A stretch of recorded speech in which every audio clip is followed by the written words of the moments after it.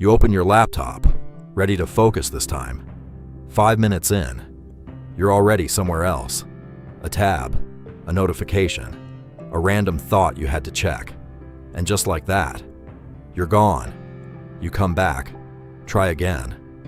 But it feels heavier now, like your brain just refuses. You stare at the screen, read the same line twice, 3 times. Nothing sticks. You tell yourself to focus. You actually want to. But something keeps slipping, and it's exhausting. Small pause.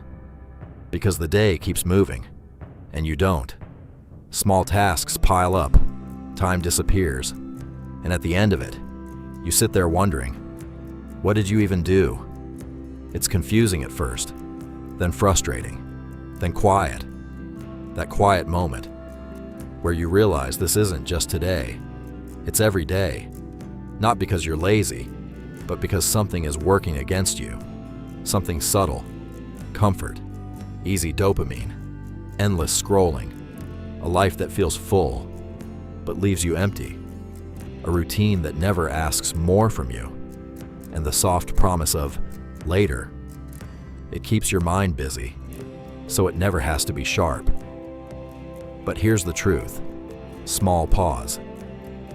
You don't have a focus problem. You have a decision problem. Focus isn't something you find. It's something you choose, again and again, when everything in you wants to drift. And this is where everything changes. The moment you stop waiting to feel ready and start acting like the kind of person who doesn't negotiate with distractions. Because discipline isn't restriction. It's self-respect. It's control over where your attention goes.